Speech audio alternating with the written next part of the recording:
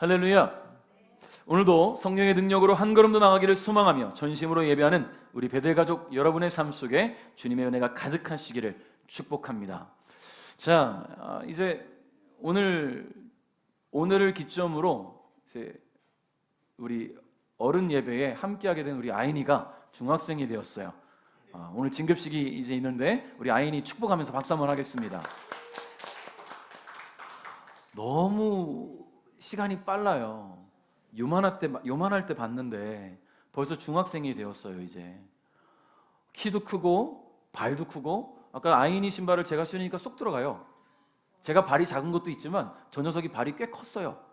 자, 우리는 이렇게 아이들이 성장해 가는 것을 보면서 마음이 뭐랄까요, 좀 더 그 귀여운 모습 좀 계속 있었으면 좋겠는데 이런 서운함도 있지만 잘 자라는 건강한 모습을 보면서 하나님께 감사하죠. 여러분, 이런 마음이 있는 것처럼 우리의 신앙도 끊임없이 성장해 나가야 될 줄 믿습니다. 할렐루야. 머물러 있고 정체되어 있는 신앙만큼 안타까운 일은 없어요. 성장하지 못하는 것만큼 슬픈 일이 없잖아요. 그래서 올 한 해 여러분의 신앙이 더욱더 성장할 수 있도록 기도하는 자리에, 또 말씀을 묵상하는 자리에 늘 함께 있으시기를 주님의 이름으로 축복합니다.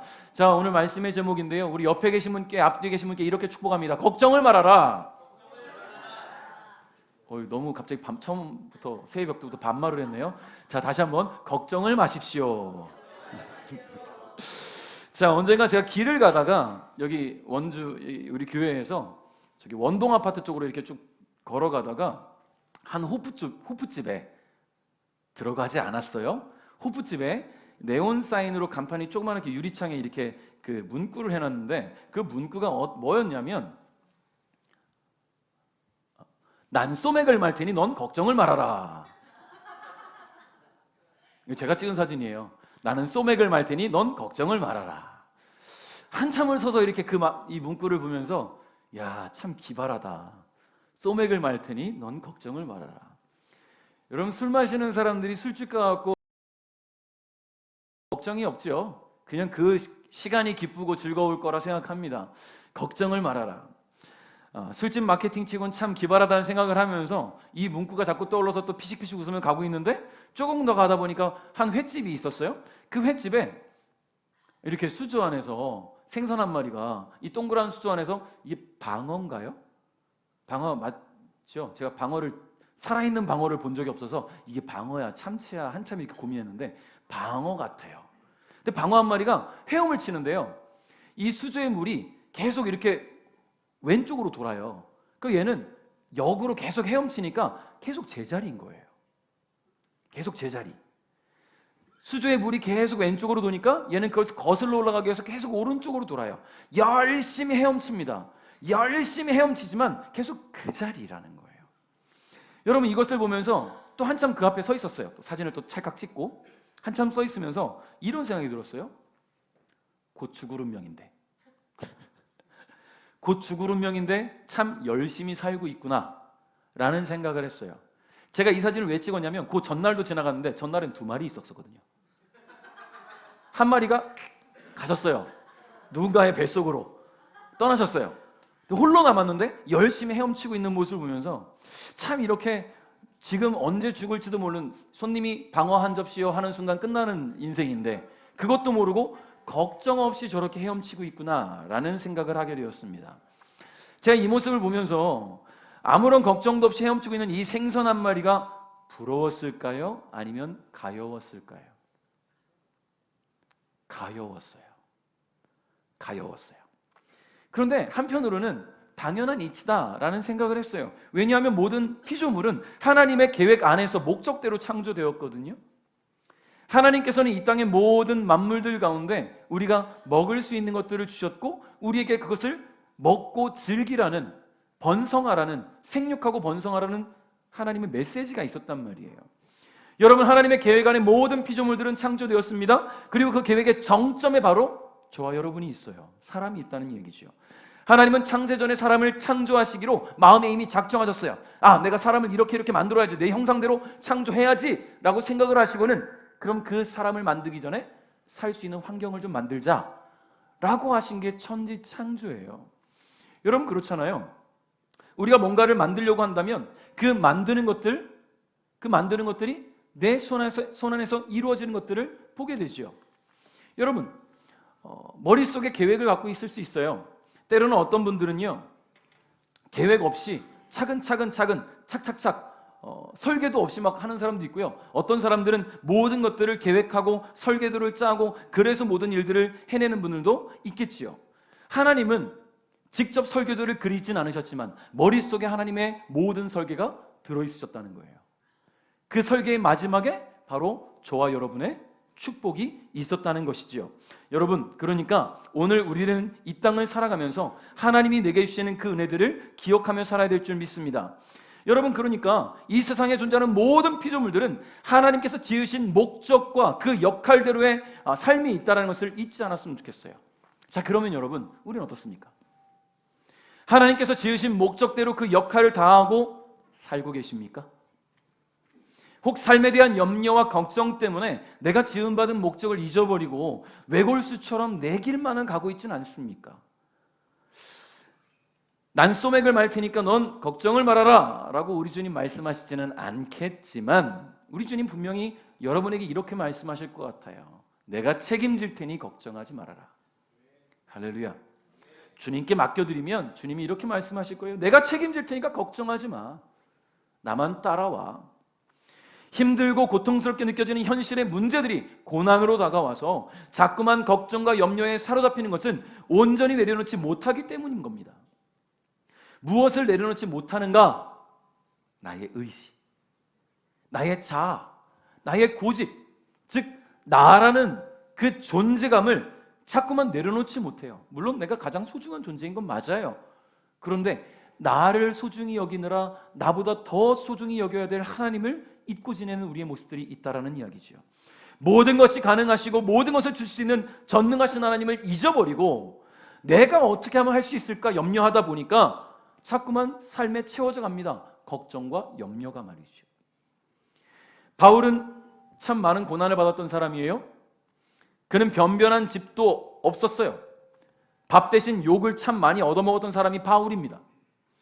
바울은 매를 맞아가면서 예수님의 복음을 증거했던 사람이지요. 복음에 목숨을 걸어서 결혼하지도 않았고요. 그 인생을 예수만을 외치다가 홀로 쓸쓸히 감옥에서 노년을 맞이하고 결국은 목이 잘려 순교한 사람이 바울입니다. 여러분, 이 바울의 인생을 보면서 믿지 않는 사람들의 입장에서는 참 안타까운 삶이었다라고 말할 수 있겠지요. 근데 믿는 우리의 입장에서는요, 그 삶은 본받아야 될 삶이라고 믿습니다. 왜냐하면 그가 능력이 없어서 그 길을 택한 것이 아니었어요. 그가 힘이 없고 돈이 없고 가진 게 없어서 그 길을 택한 것이 아니었다라는 거죠.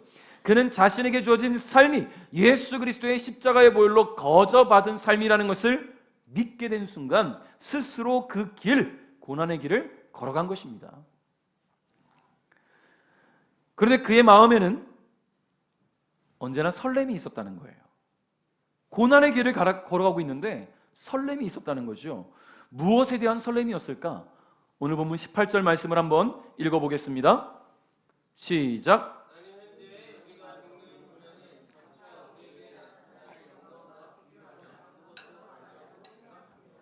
아멘. 자, 바울은 자신의 고난이 예수님을 위해 겪고 있는 것이기 때문에 우울하지 않았어요. 이 고난이라는 것이 있으면 그 고난 너머에 있는 희망 가득한 내일을 바라보고 있는 거예요. 여러분, 고난이라는 것을 내가 지금 만난 이 역경과 모든 문제들을 내 눈앞에 갖다 놓으면 그 뒤에가 보이진 않지만 이 고난을 멀리서 보니까요, 뒤에서 나를 바라보고 계신 주님이 보였다는 거죠. 사도 바울은 그것을 보았어요. 하나님의 영광, 장차 주실 하나님의 자녀들에게 주어질 영광을 바라봤다는 거예요. 지금의 고난이 장차 얻게 될 영광에 비하면 아무것도 아니다라는 이 바울의 메시지는 오늘 현실의 고난을 마주하고 살아가며 수많은 걱정과 근심에 마음 둘 곳 없어서 흔들리는 저와 여러분에게 소망이 되는 줄 믿습니다. 바로 오늘 그 소망이 우리에게 있다는 것을 잊지 않길 바라요. 자, 그러면 우리는 이 고통과 슬픔 가득한 고난의 현실 속에서 어떻게 영광의 그날을 바라볼 수 있을까? 그 이유가 뭘까요? 26절 상반절을 한번 읽어보겠습니다. 시작. 성령께서는 우리의 약함을 도와주십니다. 아멘. 자, 성령께서 우리의 약함을 도와주시기 때문에 우리는 이 슬픔 가득한 고난의 현실 속에서 영광을 바라볼 수 있어요. 성령의 능력으로. 지난 목요일, 그러니까 1월 2일이죠. 헌혈을 하러 갔어요. 원주 헌혈의 집에. 보건소, 원주시 보건소 지하주차장에 차를 세우고 가야 되는데 지하주차장에 1층으로 딱 내려가면 주차장이 넓거든요. 근데 거기는 장애인 주차장하고 노약자 우선 주차구역, 임산부 우선 주차구역이 있어요. 자리가 비어 있어도 그 자리에 아무나 세울 수는 없습니다. 왜냐하면 이 자리는 배려가 필요한 자들을 위한 자리예요. 건강하지 않아서 바로 차를 세우고 내려서 엘리베이터를 타고 바로 올라갈 수 있는 그 위치가 바로 지하 1층의 자리예요. 제가 내려갔을 때도 빈자리가 한 자리 있었지만 저는 그 자리에 차를 세우지 않았습니다. 저는 아직 노약자가 아니에요. 저는 아직이 아니라 임산부가 아니에요. 아직이라고 말하면 좀 조심스러운데 임산부가 아니에요. 장애인은 맞지만 차를 세울 만큼 그렇게 중증 장애인은 아니에요. 그래서 저는 일단 지하 2층으로 한 칸 더 내려갔습니다. 그리고 차를 세우고 계단을 걸어 올라갔어요. 건강한 몸으로 걸어 올라갔어요. 그렇게 2025년에 첫 헌혈을 했습니다. 제가 자랑할 것이 늘 두 가지가 있는데 하나는 예수를 자랑하고 하나는 헌혈을 자랑합니다. 자, 193번째 헌혈을 했어요. 대단하죠? 여러분 이건 뿌듯해 하셔도 됩니다. 우리 담임 목사님이 헌혈을 193번이나 했어. 지금 200번이 얼마 남지 않았어요. 200번을 채우면 명예대장이라는 상패를 줘요. 요거를 제가 목표로 지금 달려가고 있거든요. 네. 원래 은장, 금장, 명예장까지 있었는데 명예대장이라는 게 생긴 거예요. 명예대장. 그리고 옛날 은장, 금장 그리고 명예장은 훈장처럼 생겨서 별로 안 이뻤는데 이번에 새로 만든 이 기념패가 이뻐요. 그 목적을 가지니까 열심히 하게 되더라고요. 작년에 제가 헌혈을 몇 번 했나 보니까 24번 했어요. 1년 동안에. 거의 2주에 한 번씩은 꼬박꼬박 한 것 같아요. 자, 건강이 허락하는 한 계속 헌혈을 하려고 합니다. 제 목표예요. 여러분 주차하는 것도 그렇고 헌혈하는 것도 그렇고 도움이 필요한 누군가를 위해서 건강한 사람이 베풀 수 있는 최소한의 헌신이잖아요. 아주 최소한이에요. 저도 아직은 건강하기 때문에 계속 헌혈할 수 있고 누군가에게 도움이 될 수 있다는 것이 참 뿌듯합니다. 그런데 여러분 아무리 건강하다고 자신해도 사람은 약한 존재예요. 그렇죠? 여러분 감기 바이러스 때문에 힘들잖아요. 그 감기 뭐라고 눈에 보이지도 않는 그 바이러스 때문에 우리는 온몸이 쑤시고 아프고 기침하고 목소리도 안 나오고 그런 힘든 시간을 보내지 않습니까? 여러분 강해 보이지만 사람은 강하지 않아요. 힘이 있어 보이지만 힘 없습니다. 하나님이 지으신 모든 이 피조 세계 속에서 인간이라는 존재는 참 한없이 연약하고 부족한 존재라는 거예요. 주님이 주신 지식과 지혜로 많은 문명을 발전시켜 왔고 그 어떤 피조물도 해내지 못했던 일들을 척척척 해나왔지만 그렇게 새로운 환경을 끊임없이 조성해 왔지만 역시 하나님 앞에서 사람은 한낱 연약한 피조물일 뿐입니다. 하나님 만드신 이 자연 앞에서 사람이 할 수 있는 것은 무기력한 우리의 한계를 느끼는 것밖에 없어요. 그런 약한 우리를 누가 도우신다고요? 성령께서 도우신다고요. 사도 바울은 우리의 약함을 이렇게 설명합니다. 23절 읽어보겠습니다. 시작. 피조물만 아니라 성령의 열매를 받은 우리들 자신도 속으로 신음하며 우리가 하나님의 자녀되는 것과 우리 몸이 구속될 것을 간절히 기다리고 있습니다. 아멘. 그래요. 스스로 무엇도 할 수 없는 연약한 존재가 바로 저와 여러분이에요. 하나님의 자녀가 되는 것, 그리고 우리의 몸이 구원받는 것, 여러분 굉장히 간절히 기다려왔지만 우리 스스로 할 수 없는 일들이라는 거죠. 그 이유가 뭘까요? 우리 안에 내재하고 있는 부패하고 타락한 본성, 바로 죄성 때문입니다. 죄. 이 죄성 때문에 우리는 지금도 여전히 하나님의 뜻을 거스려서 범죄하고 살아가요. 그렇기 때문에 우리는 스스로 무엇도 할 수 없는 존재라는 이야기를 합니다. 그런 우리를 위해 성령께서 일하고 계십니다. 성령께서는 죄로 인해 매일 넘어지고 무너져 내리는 우리를 잡아주시고 다시 일으켜 세우시며 하나님을 의지하게 하신다는 것을 잊지 않길 바라요. 여러분 연약하여서 우리의 힘으로는 하나님을 의지하는 것조차 쉽지 않았던 우리에게 성령께서 힘이 되어주시는 거예요. 그러므로 우리를 도우시는 그 성령님의 손길을 뿌리치지 않기를 바랍니다. 할렐루야. 나 혼자서도 잘할 수 있어 라고 자신하지 마시고 나는 연약하여 아무것도 할 수 없다는 것을 인정하십시오. 성령의 능력을 힘입어서 지금의 이 고난과 힘겨운 현실 속에서 하나님의 자녀된 영광을 바라보며 나갈 수 있는, 그래서 주님 곁으로 한 걸음 한 걸음 나아가는 여러분 될 수 있기를 주님의 이름으로 축복합니다. 26절 하반절 한번 읽어볼게요. 시작.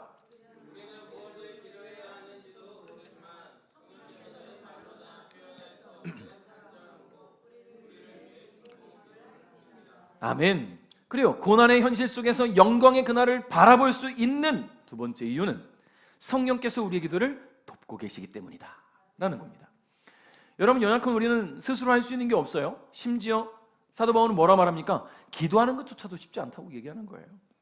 무엇을 기도해야 되는지 모른다는 얘기죠. 여러분, 혹시 아닌데 난 기도 잘하는데 라고 생각할 수도 있을지 모르겠습니다. 근데 사도 바울은 분명히 얘기해요. 우리는 무엇을 기도해야 되는지 알지 못한다라고요. 여러분, 우리가 기도가 필요하다는 것과 기도가 얼마나 중요한 것인지는 잘 알아요. 그런데 무엇을 어떻게 기도해야 될지를 모릅니다.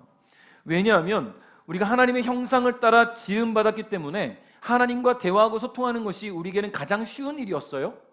그런데 어떻습니까? 아담의 범죄와 타락 이후에 우리의 영혼까지 부패하고 손상을 당해서 그 능력을 상실했단 말이에요. 그러니까 하나님과 소통하는 것이 어려워졌어요. 주석가인 바클레이라는 사람은요, 이 문제에 대해서 두 가지 이유를 들었어요. 첫째는 영적으로 무지한 우리가 미래를 내다볼 수 없기 때문에 바르게 기도할 수 없다. 그리고 두 번째는 우리가 어떤 주어진 상황 안에서 무엇이 우리에게 가장 유리한 것인지 판단할 수 없기 때문에 바르게 기도할 수 없다라는 거예요. 여러분, 가끔 우린 생각하잖아요. 내가 가는 그 길에 여러 선택지가 있어요. 그 선택지 중에 고르는 것은 내 몫입니다. 물론 신앙 있는 분들은, 믿음 있는 분들은 기도하고 하나님께 묵상하고 하나님 뜻을 구하면서 어느 길을 갈까요? 묻겠지요. 근데 대부분 기도는 기도대로 하고 선택은 내가 해요. 근데 여러분, 내가 고르고 있는 이 선택지 외에 다른 선택지를 하나님은 준비하실 수 있는데 우리가 눈에 보이는 선택지만 가지고 고른다는 거예요. 어느 것이 유리할까만 판단하느라 하나님이 내게 무엇을 주실지에 대한 생각을 잊는다는 거죠. 하나님의 뜻을 분별하지 못하는 거예요. 내가 내 눈앞에 보이는 것들 중에 고르느라. 여러분, 예수님의 제자들, 예수님을 그렇게 따라다닌 제자들도요, 기도하는 방법을 몰랐어요. 그래서 예수님께 묻습니다. 예수님, 우리에게 기도 좀 알려주세요. 그래서 예수님이 기도를 알려주셨죠. 그 기도가 뭡니까? 주기도문이에요. 마태복음 6장 9절부터 13절인데요. 한번 같이 읽어볼까요? 시작.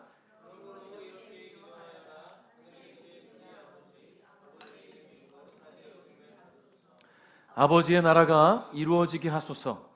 아버지의 뜻이 하늘에서처럼 이 세상에서도 이루어지게 하소서. 오늘 우리에게 필요한 양식을 주소서. 우리에게 잘못한 사람을 우리가 용서해 준 것처럼 우리의 죄를 용서하여 주소서. 우리들을 시험에 빠지지 않게 하시고 악으로부터 구원해 주소서. 아버지는 나라와 권세와 영광을 가지고 계십니다. 아멘. 할렐루야. 여러분, 예수님께서 제자들에게 그리고 오늘을 살아가는 우리에게 가르쳐 주신 이 주기도문, 기도의 핵심은요, 하나님 아버지의 뜻을 알지 못하는 인생이지만 하나님의 뜻이 우리의 삶에도 이루어지기를 간구하는 기도였어요.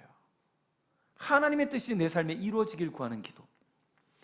하나님의 뜻이 이 땅 가운데 이루어지기 위해서 우리의 연약함을 도와달라는 간구가 주기도문의 핵심입니다. 예수님께서 이와 같이 기도를 가르쳐 주셨음에도 불구하고 여전히 우리는 무엇을 기도해야 될지 알지 못해요.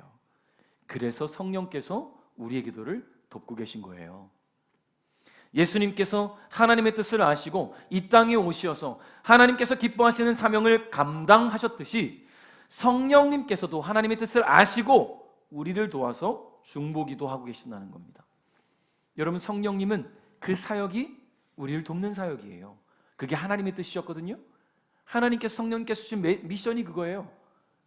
하나님의 자녀들을 도우라고. 27절 읽어볼까요? 시작. 사람의 마음을 꿰뚫어 보시는 하나님께서는 성령의 능력이 무엇인지를 아십니다. 그것은 성령께서 하나님의 뜻에 따라 성도들을 위해 중보기도를 하시기 때문입니다. 아멘. 성도 여러분, 기도는 내 생각을, 내 뜻을 하나님께 요청하는 게 아닙니다. 근데 우리가 늘 해왔던 기도가 그렇잖아요. 하나님 이렇게 해주세요, 이렇게 해주세요, 저렇게 해주세요. 근데 기도는 그게 아니에요. 하나님의 생각을 알게 해달라는 기도가 나와야 돼요. 하나님, 나를 통해 어떤 일을 이루실 것인지를 내가 묻습니다 라는 기도가 나와야 된다는 거예요. 하나님의 뜻을 따라 살기 위해서 하나님과 소통하는 기도가 돼야 된다는 이야기입니다. 연약하여서 하나님의 생각을 알고 하나님의 뜻을 따라 살 수 없기 때문에 성령님께서 우리 기도를 돕고 계신 거예요. 하나님 뜻을 분별할 수 있도록 말이죠. 오늘 우리의 기도를 돕고 계신 성령께 마음의 문을 여시고 손 내밀어서 전능하신 하나님의 영광을 바라볼 수 있기를 주님의 이름으로 축복합니다. 우리 28절 읽겠습니다. 시작.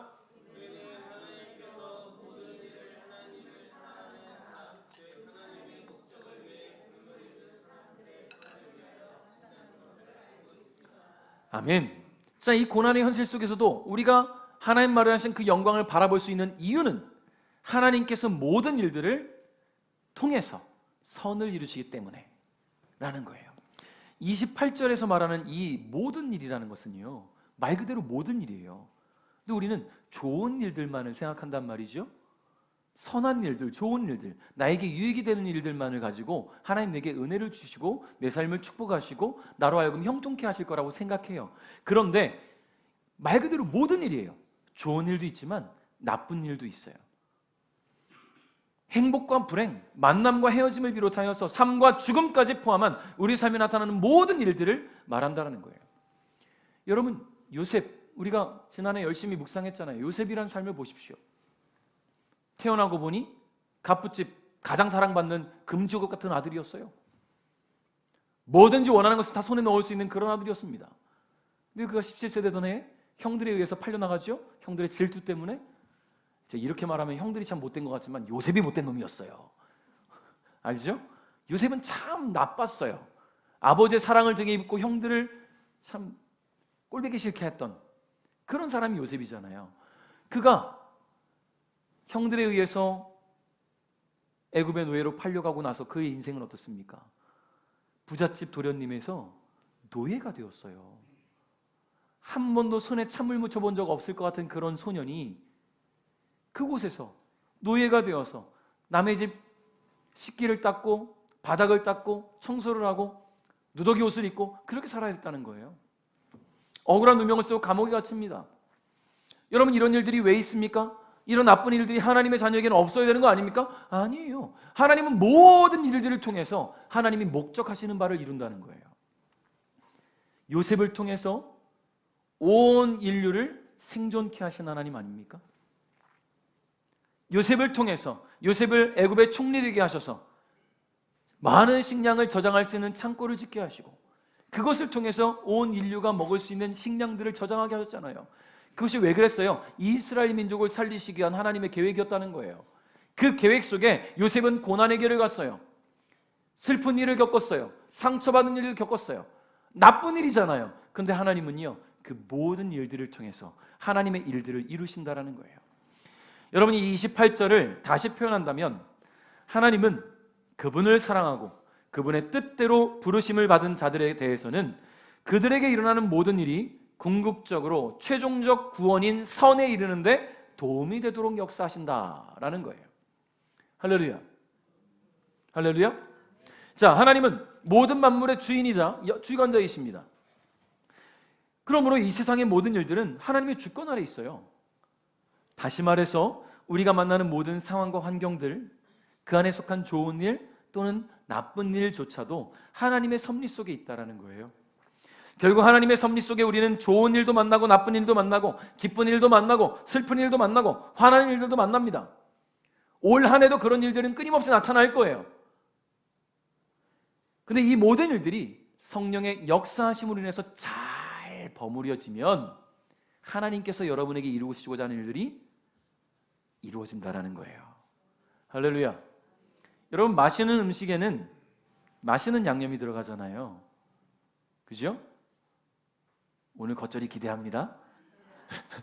오늘 우리 방송사님 식사 준비하는데 배추를 막 씻고 있길래 집사님 이거 뭐예요? 했더니 목사님 싫어하시는 겉절이에요 라고 하시길래 제가 겉절이 안 좋아해요. 전 신김치가 좋은 사람이거든요.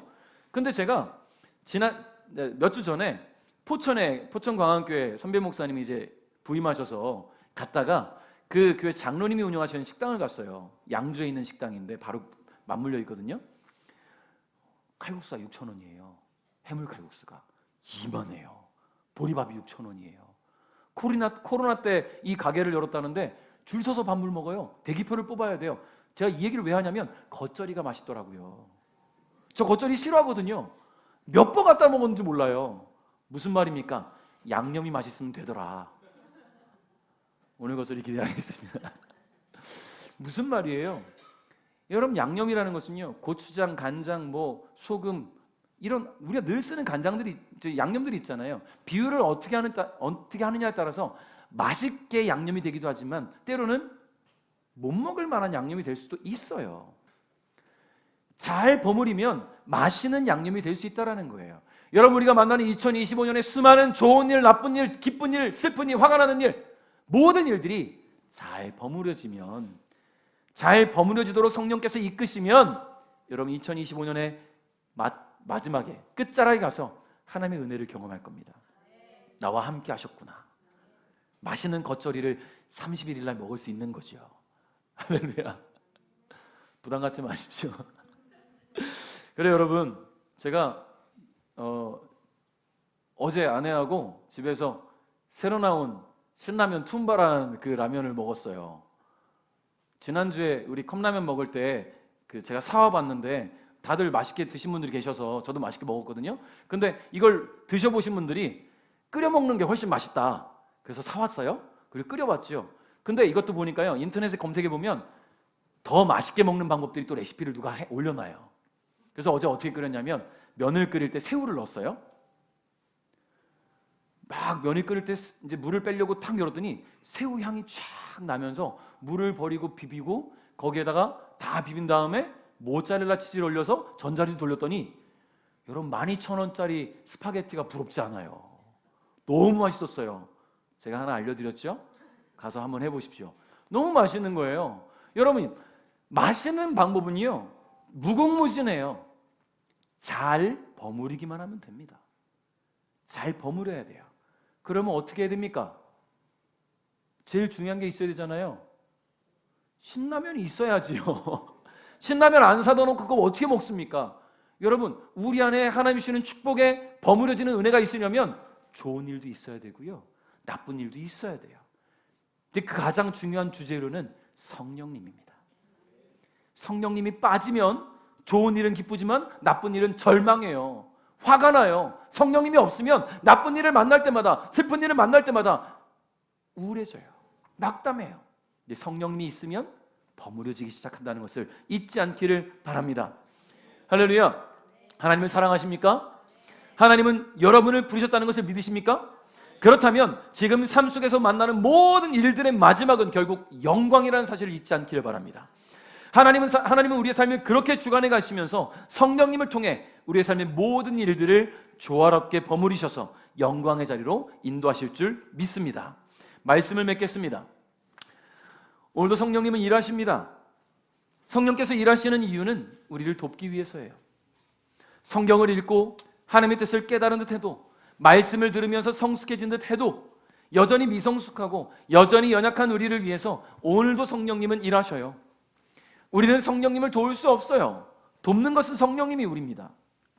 우리가 성령님을 도울 수 있는 것이 있다면 그 유일한 길은 성령께서 나를 위해 일하실 수 있도록 내어 맡기는 거예요. 할렐루야. 내 자아를 내려놓고, 내 고집을 내려놓고, 나의 생각들을 내려놓고 성령님께 내어 맡기는 것. 내 생각으로 판단하고 결정하고 끝나는 것이 아니라 조용히 묵상하고 기도하며 성령께서 하시는 일을 기다릴 수 있는 지혜가 필요합니다. 지금 당장 어렵고 힘든 일을 만나서 고통 가운데 계시다면 먼저 성령님께서 어떻게 일하시는지 그분께 맡기고 기도하며 기다리라는 그런 사인인 줄 아시기 바랍니다. 지금의 슬픔과 아픔을 통해서 기쁨과 감사를 이루시는 성령께서 저와 여러분의 삶을 선한 길로 인도하실 거예요. 우리 옆에 계신 분께 다시 한번 축복합니다. 성령께서 도우실 테니 걱정하지 마십시오. 할렐루야. 우리 2025년의 비전의 말씀 로마서 15장 13절 말씀을 주보에 보시면도 있고요, 주보면 앞에 보시면 있고 뒤에도 있고 현수막에 있는데 좀 작으니까 같이 한번 읽어보겠습니다. 앞에도 있습니다. 같이 읽겠습니다. 시작. 소망의 하나님이 모든 기쁨과 평강을 믿음 안에서 너희에게 충만하게 하사 성령의 능력으로 소망에 넘치게 하시기를 원하노라. 할렐루야. 여러분 올 한 해 이 말씀을 묵상하시고 암송하시고 성령의 능력을 여러분의 능력으로 변화시키시는 그런 귀하고 복된 은혜가 있으길 바랍니다. 2025년 새해 우리를 위해 일하시는 성령의 능력으로 걱정과 근심 모든 염려를 다 내려놓고 영광의 그날을 위해 한 걸음 더 나가는 우리 배대 가족 여러분 될 수 있기를 주님의 이름으로 축복합니다.